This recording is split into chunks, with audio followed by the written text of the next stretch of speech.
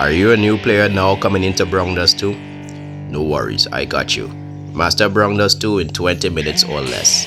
My name is KJME and I'll be your guide.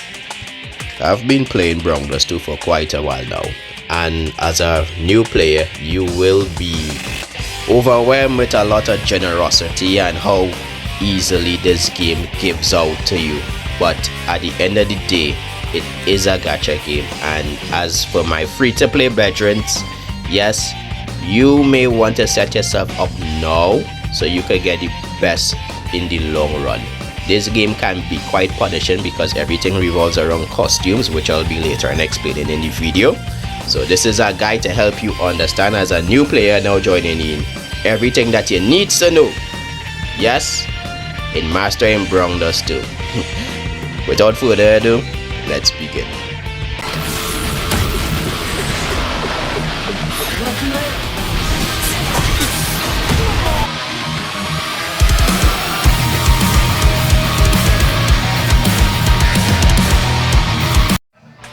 One of the main things moving forward in Brownless 2 is that these games revolve heavily around turn-based mechanics and the use of the SP system. The SP system is what you will be using most to use your skills, your main skills of your units in the game, and also to the positioning of those units with those skills in the game.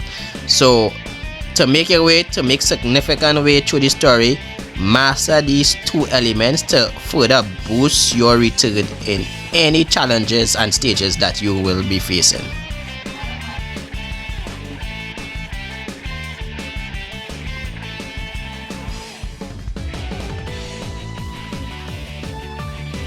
Right, good job with keeping up so far.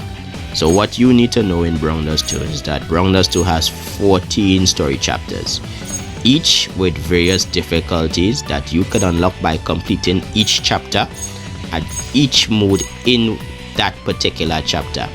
And what is important in completing story mode? Getting the most valuable resource in the game, which is Dia. Dia is a premium resource in the game that is needed for you to summon for your waifu characters. Also to refresh certain aspects in the game that will help you collect your gear and tickets for your hunts that will be further explained in the video. Also you unlock other content packs which also have more resources for you netting a lot of Dia in the game. So unlock your story mode, progress. Let me tell you how important this area of the map is. This piece right here, once you unlock this, is go time. This, if you want to beat difficult stages and want to have your characters OP, you need to listen to this part. This is the hunt part of the game where you're going to source materials needed to upgrade your heroes and also to get the materials needed to craft the OP gear that you need for your heroes, right? When you now start, you will start off with 4 main nodes: Goblin Ruins, Slime Empire, the Cave of Elements, and the Wild Boar Cave needed for your first Blacksmith crafting. Each node has a normal to very hard difficulty, which is very hard being the one that give you more resources upon completion, right? The Goblin Ruins give you gold, is your main source of gold income in this game. The Slime Empire is your main source of EXP income in this game, and the Elemental Ruins is your main source of which part you could obtain the runes needed to liberate your characters, which will be further explained later down in the video. So the next thing I want to point out as I'm going through right now is that some of the nodes on them are locked, and they are locked behind story progression and chapter specifics, where you have to beat the chapter in either hard or very hard difficulty to unlock. And let me tell you, every material here is tied together to the Alchemist and Blacksmith class, and that will be explained later down in the video.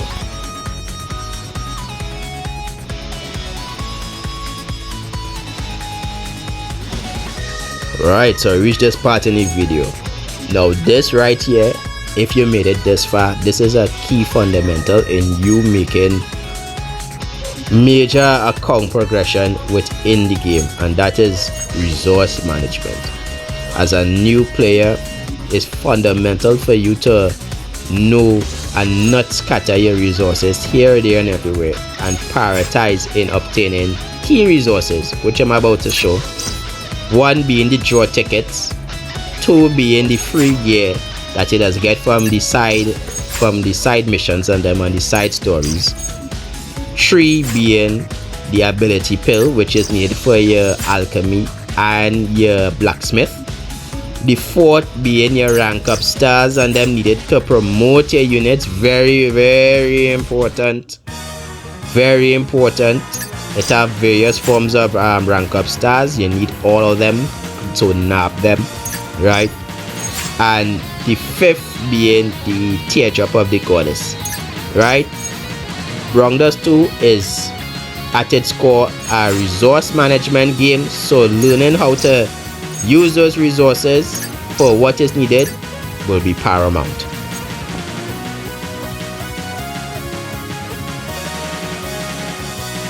Alright, so in this section, feel free to pause the video in between or bookmark and return to it at a later date, because we're going to talk about one of the core areas in the game, which is the crafting, right? And both will deal with the blacksmith and alchemist within the game, right?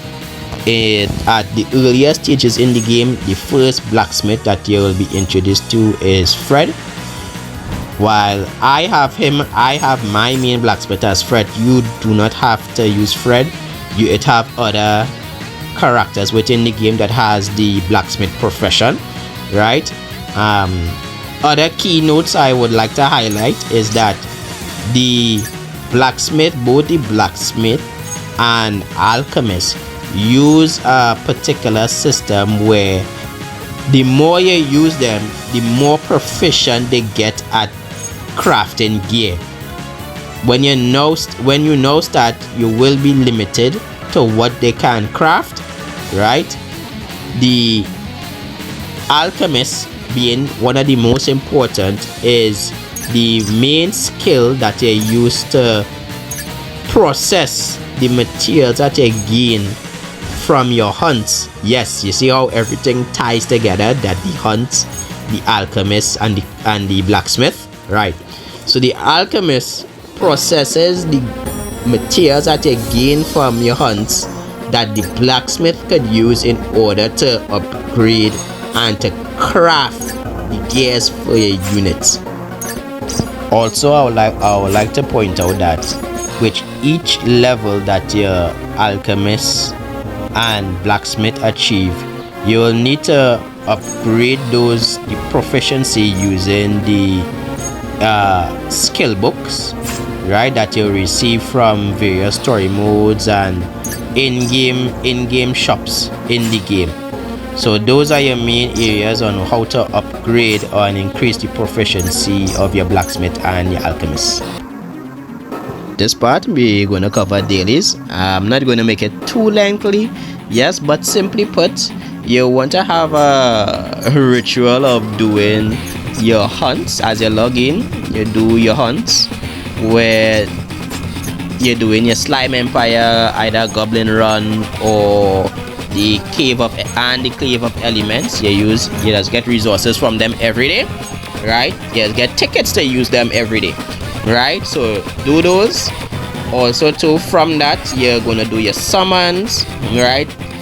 Every time the server resets, you're gonna get one free summon, so do your summons, and from there you just do event side stories or make your way through the story, right? And that will be a daily roundup. Also too, as the event is playing right now, the 1.5 anniversary is still going live.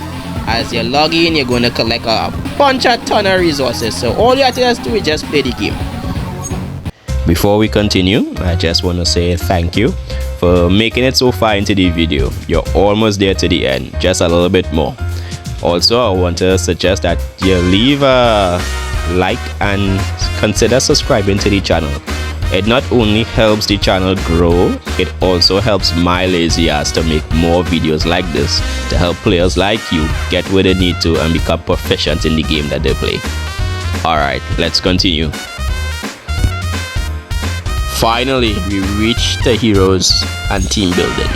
As a free-to-play, these are some of the units that you need to get, or is most beneficial for you to start building around, to gather your resources and to just power your way through the story. So Arenas is a buffer for physical attack, right? She buffs crit damage and she gives you attack buff.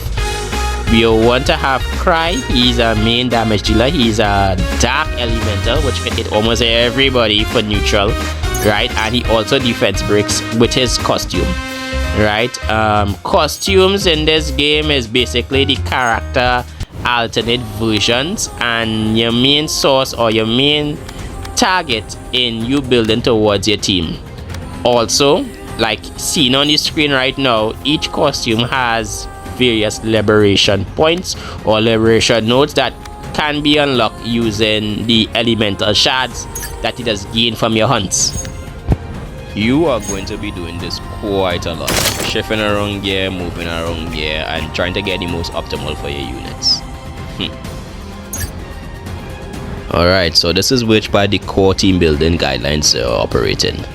So with your team building guidelines is everything that's fall in a particular type of order, where you want a main buffer, a damage amplifier, a debuffer which is apply defense break or defense down magic, defense resist down, and 2 main damage dealers, right? As you now start, you will, as I showed you, you could use Cry and you could use Arenes as your main source of a buffer and damage dealer, and you could use the skeleton guy, which is, I can't remember his name quite well, but he is an integral part in for you to clear through from chapter 1 to chapter 8 real easily until you get better units, right? I also want to point out that building heroes takes a lot of time and resources, so when you building a team, be sure to take time to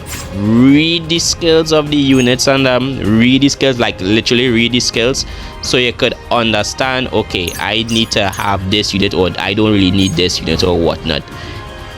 Investing in units is very time consuming, right? I mean, you could power through, but as you make your way through, midway through the game, you will encounter some areas where good team building will significantly increase your chances of success with many stages that will be thrown against you, or you will bounce up in Brownless 2.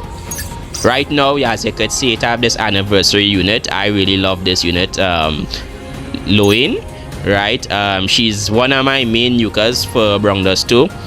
And also too, like, yeah, she's just very good. So team investment and unit investment. Alright, you degens, I know why you play this game. I know it all too well. Yes, it's the reason why I play this game too. Yes, I'm not gonna sugarcoat it anyway. It's gonna be straight and it's gonna be to the point. Let's get started. Best waifu assets game, period. One of the best. For me, that's in my top 3, right? So we have the summon system in the game, and just like a few other gacha games, there is the costume for the character and their exclusive equipment, right? Each summon gives a unique material called powder, right? This powder is needed to use for the shop and also to PT within the game.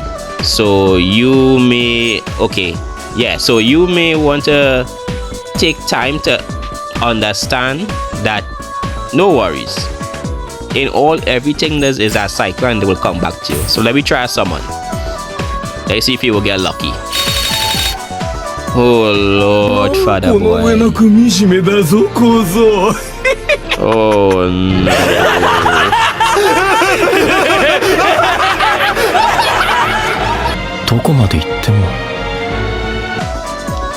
Alright, so let me just forget about that part, right? And nah, if you don't want to get brick like me, right, please, as you make your way through Brownless 2, you will receive a bunch of materials like tickets. These tickets will be used for your summons, right? You always want a summon where you could always like hit at least close to, like, make sure you hit PT, right? Because it has other costumes in the game that you could get on the banner. So yeah, right? So if we come into the part where you could use from the shop, so remember when I said you could use the powder from the summons that you gain, and also to the duplicates that you gain from within your summons that's be turned into golden threads. And this shop you could use as a way to gather materials needed for your upgrade, for your profession, for your alchemist, and for your blacksmith. Also too, it's a store that you could use to gather costumes and cycle through costume that may be available from time to time. Alright, you chads, we finally made it to the bonus area, and it's been quite a journey for this guide. Usually I don't make lengthy guides like this, but I really wanted to make one for this. Right, I really wanted to make a guide to help new players alike, to help them sort their way through Brown Dust 2 from beginning to mid game. Right, some key bonus tips to point out is that number 1, join the community Discord. Join the Discord if you haven't. It's a very nice way to meet other fellow Brown Dust 2 players for memes, character guides, team guides that help you with your teams, and just, you know, finding friends to laze with and talk with in Brown Dust 2. Also too, I highly suggest that you join the Reddit community. The Reddit community is a nice place to get your wallpapers as well, and get to know the in-depth on how the community on Brown Dust 2 operating. Yes, those two key platforms are very much important for you with your Brown Dust 2 experience. Also to join their follow their socials, right? Follow me on Twitch at KJME7, twitch.tv/KJME7. I don't know why I'm butchering it. I don't know why I'm butchering the name. Maybe because I'm hungry and this video has been quite lengthy, right? Also to let me know how your Brown Dust 2 journey has been and what made you start Brown Dust 2. Because for me, I really caught on to Brown Dust 2 because of I just happened to see it on an ad. I was like, what? And I believe it was Morphia, and it was Morphia who got my attention, and well, she's one of my most favorite characters. So I on Team Morphia, right? She's one of my most favorite magic dealers, and I've been enjoying Brown Dust 2 ever since. Right? Currently, my aim right now in Brown Dust 2 is to be building a lot of the units and just casually collect the units and go through all the hard content in the game. My name is KJME, and you have just mastered all there is need to know as a beginner in Brown Dust 2. I'll see you around. Bye.